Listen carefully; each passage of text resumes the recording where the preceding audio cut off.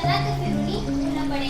असा श्रावण मास कविता सादर करणारा असा श्रावणाचे विद्यार्थी.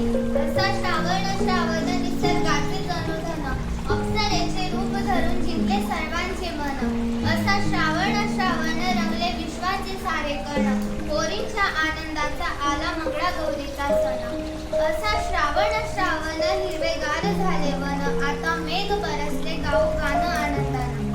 असा श्रावण त्याच्या गीतानं तृप्त झाले हे कान, टेकडीवरचे गवत फुले दिसे शोभून या छान.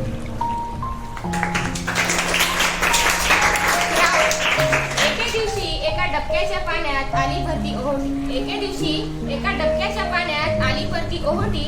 दुसऱ्या दिवशी पाणी झाले गायब, मला वाटलं त्याने घेतली सुटी. मला वाटलं त्याने घेतली सुटी. यात काय खास, हा तर आहे काही भास. यात काय खास, हा तर आहे भास. त्यावर डबके म्हणाले, अरे सुरू आहे श्रावण मास. अरे हाच तर आहे या निसर्गाचा साज, हाच तर आहे या निसर्गाचा साज. आला श्रावण आला श्रावण आता साऱ्या सृष्टीचे आनंद रूप देतो श्रावण सृष्टीला साजीर. भेट कलाकृती देण्यासाठी श्रावण होतो अधीर. निसर्गाचा मूल्यवान म्हण आहे र श्रावण, सृष्टीचा हा जणू हर्षाचा सण. वाट पाहतो श्रावणाची प्रत्येक जण, सृष्टीचा जडीवाळ श्रावण शोभतो. नदी रान डोंगरात खेळताना दिसतो, नदीच्या खडखडण्याला साथ वाऱ्याची देतो. ऊन वर्षाचा खेळ खेळून आनंदी होतो.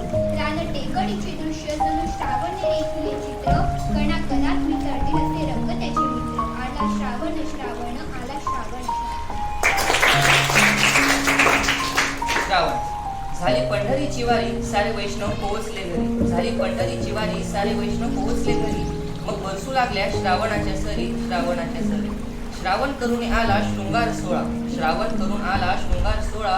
पाठोपाठ त्याच्या रक्षाबंधन आणि पोळा, रक्षाबंधन आणि पोळा.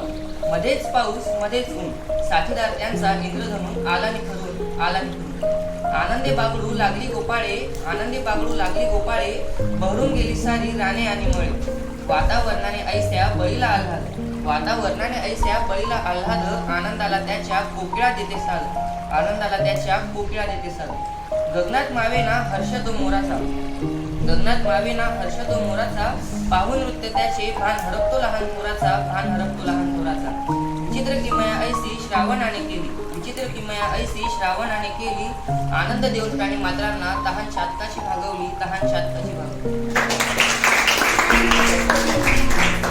विद्यार्थ्यांनी श्रावण महिन्यानिमित्ताने खूप छान असं कविता ठिकाणी स्वरचित कविता सादर केल्या.